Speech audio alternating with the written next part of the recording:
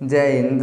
देखिए इस वीडियो में समझते हैं कि संभोग करते समय जैसे मेल और फीमेल संभोग करते हैं, जो पुरुष का वीर्य होता है ये जैसे योनि के अंदर जाता है तो तुरंत वीर्य बाहर क्यों चला आता है। अगर वीर्य योनि से बाहर चला आता है तो महिला प्रेग्नेंट हो सकती है या नहीं हो सकती है, उसके विषय में समझते हैं। लेकिन सबसे पहले समझते हैं आखिर वीर्य अंदर जाने का कारण क्या होता है। समझिए, अगर वीर्य अंदर नहीं जाएगा तो बच्चे का निर्माण नहीं हो सकता है। यानी मेल और फीमेल संभोग काहे करते हैं तो सबसे पहला और सबसे बड़ा कारण होता है संतान उत्पत्ति के लिए। जब संभोग किया जाता है तभी जाके क्या होता है तो संतान का उत्पत्ति होता है। अब थोड़ा समझिएगा, इसे हम बोलते हैं तो फीमेल जननांग बोलते हैं और इस वाले पार्ट को हम बोलते हैं वेजाइना बोलते हैं। क्या बोलते हैं? वेजाइना बोलते हैं। तो संभोग करने का सबसे बड़ा रास्ता कौन होता है तो वेजाइना यानी योनि होता है। अब जैसे पुरुष अपने पेनिस को इस योनि के अंदर डालता है तब क्या होता है शुक्राणु और वीर्य एक साथ जाते हैं, लेकिन पता चलता है 2 मिनट में 4 मिनट में क्या होता है भैया फिर से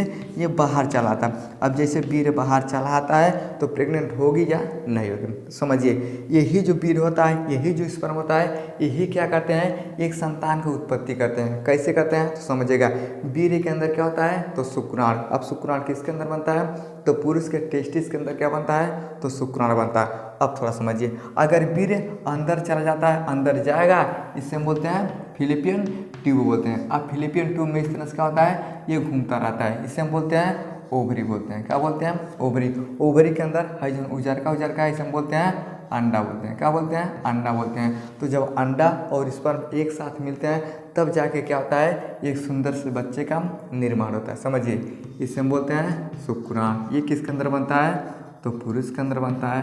अंडा किसके अंदर बनता है तो महिला के अंदर बनता है। यही स्पर्म और अंडा एक साथ मिलते हैं तभी बच्चे का निर्माण हो जाता है। लेकिन अब आप बताइए, वीर्य के अंदर क्या होता है शुक्राणु, लेकिन जब वीर्य ही बाहर चला आएगा तो शुक्राणु अंदर नहीं जा पाएगा, और जब नहीं जा पाएगा तो सबसे पहला कारण कि महिला प्रेग्नेंट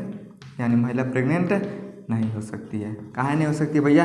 क्योंकि वीर्य के अंदर क्या होता है तो शुक्राणु होता है। जब वीर्य बाहर चला आएगा तो शुक्राणु भी बाहर चला आता है। इस दौरान महिला कोई प्रेग्नेंट नहीं हो सकती। अब थोड़ा समझिएगा, ज़्यादा महिलाओं में सेक्स के बाद वीर्य बाहर चलाता है। अब जैसे वीर्य बाहर चलाता है उसे हम बोलते हैं बाझपन का कारण। यानी बाझपन काहे बोला जाता है तो जब महिला प्रेग्नेंट नहीं हो सकती है, एक नए संतान का उत्पत्ति नहीं कर सकती है, तो बोला जाता है महिला के अंदर बाझपन आ गया। तो सबसे ज़्यादा महिलाओं में संबंध बनाते समय ये जो वीर्य होता है ये बाहर चलाता है। अब आने का कारण क्या होता है उसके विषय में समझते हैं। तो सबसे पहला चीज़ समझिए, क्या कमी होता है कि वीर्य बाहर आता है। कोई लड़की शादी के पहले या शादी के बाद, जैसे समझ लीजिए कोई भी लड़की है तो पीरियड कब आता है तो समझिए जब 11 से 13 साल की होती है तब जाके महिला में क्या होता है ये मासिक धर्म आता है। मासिक धर्म आने का मतलब क्या होता है तो लड़की संभोग करने के लिए भैया तैयार हो चुकी है, यानी वो बच्चे को जन्म दे सकती है। लेकिन उसका भी एक समय होता है, 18 साल के बाद संभोग करने से हर एक बच्चा क्या होता है अच्छे से पैदा होता है। समझ गया? लेकिन अब आप बताइए भैया पीरियड तो आना शुरू हो गया, तो लड़की शादी से पहले या शादी के बाद। अब आज के ज़माने में लगभग शादी 17 साल में, 18 साल में, 20 साल में क्या होता है तो हर लड़के लड़की का शादी होता है। तो शादी से पहले या शादी के बाद अगर उसे यौन रोग से पीड़ित रही है तब जाके क्या होता है तो वीर्य बाहर आता है। यौन रोग क्या होता है भैया, यानी समझिए इसे हम बोलते हैं जो वेजाइना होता है, इस मुख्य जो प्राइवेट पार्ट होता है इस पे क्या होता है तो कोई ना कोई बीमारी हो जाता है। ये बीमारी लड़की का शादी हुआ है चाहे शादी के बाद अगर यौन रोग से पीड़ित होती है तब संभोग किया जाता है तो वीर्य क्या होता है बाहर चला आता है। अब थोड़ा समझिए, आखिर बीमारी ठीक होने के बाद भी समस्या कहाँ है। अब जिस लड़की को यौन रोग का समस्या हो जाएगा उसका दवाई तो होगा, लेकिन दवा हो जाने के बाद, ठीक हो जाने के बाद भी ना संभोग किया जाता है तो वीर्य बाहर चलाता है। कहाँ चलाता है तो समझिए, बैक्टीरिया एंटीबॉडी के रूप में मौजूद रहता है और स्पर्म को क्या करता है ससुरा मार देता है। जैसे समझिए यहाँ पे क्या हो गया तो कोई बीमारी हो गया, यानी यौन रोग से क्या हो गई महिला बीमार हो गई, जननांग में कोई बीमार हो गया।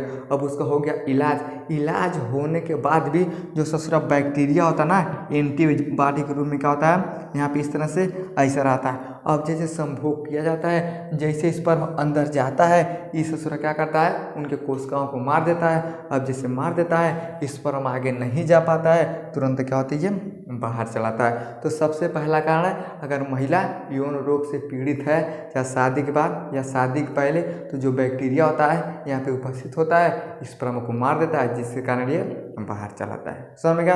तो सबसे पहला कारण भैया ये हो गया। अब दूसरा क्या होता है, खान पान के कारण। अगर महिला का खान पान में अगर दिक्कत हो जाता है, तो जैसे संभोग करती है तो वीर्य क्या होता है, बाहर चलाता है। अब वीर्य बाहर कहाँ आता है, उसके विषय में समझते हैं। भोजन में ग्लूकोज का मात्रा अधिक होने पर सर्वाइकल मोटा हो जाता है। अब जैसे सर्वाइकल मोटा हो जाता है, वीर्य को अंदर नहीं जाने देता है, तो वीर्य क्या होता है, बाहर चलाता है। जैसे मान लीजिए ये हमारा दीवार है, अगर हमारा दीवार कमज़ोर रहेगा ना, तो कौन आएगा मारेगा, तो दीवार गिर जाएगा। लेकिन जब दीवार मोटा रहेगा, इस पर मारते रहिएगा, ये नहीं गिरता। तो ठीक उसी प्रकार से जो महिला ग्लूकोज जिस भोजन में ज़्यादा होता है वो वाला भोजन करती है ना, तब क्या होता है, सर्वाइकल मोटा होता है। समझिए, इसे हम बोलते हैं तो सर्विक्स बोलते हैं। क्या बोलते हैं, तो सर्विक्स बोलते हैं। इसे हम बोलते हैं बच्चेदानी का मुंह, यानी इसी के रास्ते से क्या होता है, तो स्पर्म अंदर जाता है। अब आप बताइए, ग्लूकोज वाला मात्रा में भोजन की है ना, इस तरह हो जाएगा मोटा। अब जब मोटा हो जाएगा तो जैसे शुक्राणु अंदर जाएगा, ये जाने नहीं देता है, यहीं इसका होता है शुक्राणु और वीर्य बाहर चले जाते हैं। अब सबसे ज़्यादा ग्लूकोज किस में होता है, तो मीठा सामान में, जैसे अंगूर हो गया, अंजीर हो गया, केला हो गया, अनानास हो गया, आलू हो गया, चीनी हो गया, यानी इन सब में क्या होता है, तो ग्लूकोज का मात्रा बहुत ज़्यादा होता है। अब जो महिला इन सब का सेवन बहुत ज़्यादा करती है, बहुत ज़्यादा केला खाती है, अंगूर खाती है, अंजीर खाती है, आलू का सेवन करती है, अनानास का सेवन करती है, चीनी खाती है, तब क्या होता है, ये सर्विक्स वाला जो भाग होता है ये मोटा हो जाता है। मोटा होने के कारण ये वीर्य को अंदर नहीं जाने देता है और उसे क्या करता है, ये बाहर ढकेल देता है। समझ में आ गया? और क्या होता है, योनि का पीएच स्तर बढ़ जाता है, यानी योनि का जो पीएच मान होता है कितना होता है, लगभग 3.5 का होता है योनि का पीएच मान होता है। अब योनि के पीएच मान क्या होता है, बढ़ जाता है, तो सर्वाइकल तरल पदार्थ क्या होता है, गाढ़ा हो जाता है। यानी यहाँ पे क्या होता है, ये तरल पदार्थ होता है, लेकिन जैसे योनि का पीएच मान बढ़ जाता है तो ये क्या होता है, गाढ़ा हो जाता है। अब जैसे गाढ़ा हो जाता है, ये ससुरा शुक्राणु को अंदर नहीं जाने देता। एक चीज़ समझिए, हमारे शरीर का पीएच मान कितना होता है, 7.5 या 7 होता है। इसका मतलब क्या होता है, यानी जो हमारा शरीर होता है क्या होता है ये भैया, ये क्षारीय होता है। क्या होता है, क्षारीय होता है। अगर ये पीएच मान 8, 9, 10 तक जाता है तो इसे हम क्या बोलते हैं, तो अम्लीय बोलते हैं। क्या बोलते हैं, अम्लीय बोलते हैं। अब आप बताइए, योनि का पीएच मान बढ़ जाता है, यानी सर्वाइकल तरल पदार्थ गाढ़ा हो जाता है, शुक्राणु क्षारीय वातावरण को भैया ऑब्जर्व करता है। यानी जो हमारा शुक्राणु होता है, जब संभोग किया जाता है ना, अगर यहाँ पे क्षारीय रहेगा तब ये अंदर जाएगा, लेकिन जैसे अम्ल हो जाएगा तो अम्ल में बेचारा ही मर जाता है। जैसे मछली है, मछली को हम पानी में डाल देते हैं, वो जिंदा रहती है, मछली को पानी से बाहर करते हैं तो मर जाती है। उसी तरह से हमारा शुक्राणु होता है। ये जो शुक्राणु होता है ये खोजता है क्षारीय तरल, लेकिन जैसे योनि का पीएच मान बढ़ जाता है तो जो योनि का पीएच मान होता है ये हो जाता है अम्लीय। क्या हो जाता है, ये अम्लीय हो जाता है। अब आप बताइए, शुक्राणु को चाहिए क्षारीय, लेकिन योनि का पीएच मान हो गया अम्लीय। अब जो क्षारीय वाला चीज़ होता है अम्ल के पास जाता है, इस ससुरा क्या करता है, उसे बाहर खदेड़ देता है। अब जैसे बाहर खदेड़ देता है तो वीर्य और शुक्राणु क्या होते हैं, बाहर चले जाते हैं। समझ में क्या है, यानी हो गया भैया का पहला चीज़ हो गया, शादी से पहले यौन रोग में समस्या हो गया तब होता है, और भोजन में ग्लूकोज का मात्रा बहुत ज़्यादा होता है तब होता है। अब इसका स्क्रीनशॉट लीजिए, अब इसके विषय में थोड़ा आगे हम समझते हैं।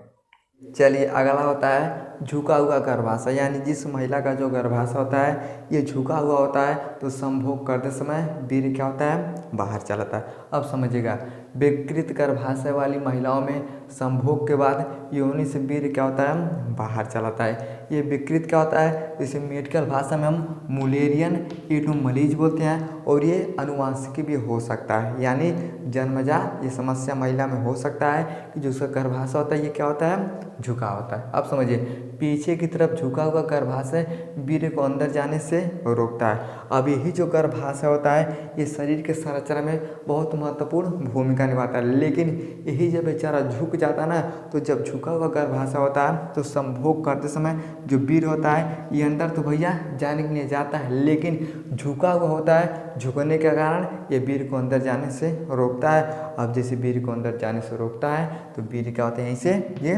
वापस चला आता है। यानी ये विकृत गर्भाशय यानी जिस महिला का गर्भाशय झुका हुआ होता है उसमें सबसे ज़्यादा क्या होता है, समस्या हो जाता है। समझ में क्या। अगला होता है चिकनाई वाला पदार्थ लगाने से। अब थोड़ा समझिएगा, जो पुरुष पेनिस के ऊपर चिकनाई वाला पदार्थ लगाता है तो योनि के कैनाल में जाके जम जाता है। अब जैसे योनि के कैनाल में जाके जम जाता है ना, जैसे संभोग किया जाता है, वीर्य को क्या करता है, ये बाहर ढकेल देता है। ये कैनाल क्या होता है, ये गर्भाशय को जोड़ने वाला एक नली होता है। जैसे मान लीजिए हो गया नली, इस नली से स्पर्म जा रहा है, क्या हो रहा है भैया, स्पर्म जा रहा है। लेकिन पुरुष क्या करता है, अपने लिंग के ऊपर चिकनाई वाला पदार्थ लगाता है। पदार्थ कहाँ लगाता है, ताकि संभोग करने में आसानी होता है। लेकिन जब यहीं पे जाके इसे कुछ जम जाएगा, ये शुक्राणु अंदर नहीं जा पाएगा, यानी जैसे अंदर नहीं जा पाएगा ये फिर क्या होता है, तो वापस चला आता है। अब जैसे वापस चला आता है तो बोला जाता है कि जैसे संभोग किया गया तो वीर्य क्या हो गया, योनि से बाहर चला। जैसे मान लीजिए महिलाएं सब क्या करती हैं, पुरुष क्या करता है, बहुत सारा क्रीम पाउडर लोग क्या करते हैं, लगाते हैं। पता चलेगा साल भर 2 साल लगाएंगे तो अंदर क्या होता है, ये त्वचा के अंदर जो छिद्र होता है ये भर जाता है, तो पता चलता है कि मुहासे यानी बहुत बड़ा बड़ा दाना निकल जाता है। उसी तरह से ये भैया छेदा होता है, यानी जो छिद्र होता है इसको अंदर जाने के लिए ये जरूरी है। लेकिन पुरुष अपने पेनिस पर चिकनाई वाला पदार्थ लगाता है और ये चिकनाई वाला पदार्थ इसी नली में जाके जम जाता है। जमने के कारण संभोग करते समय ये शुक्राणु अंदर नहीं जा पाता है, फिर क्या होता है, ये वापस चला आता है। अब जैसे वापस चला जाता है तो बोल जाता है योनि से वीर्य बाहर चला गया। समझ गया।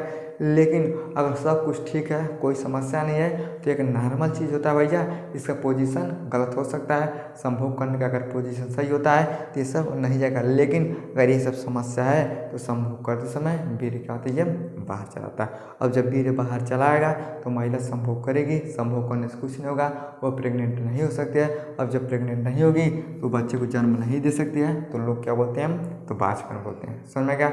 आई होप आपको समझ में आ गया होगा कि योनि से वीर्य बाहर क्यों चलाता है। समझ में आ गया तो वीडियो को लाइक से सब्सक्राइब जरूर करें।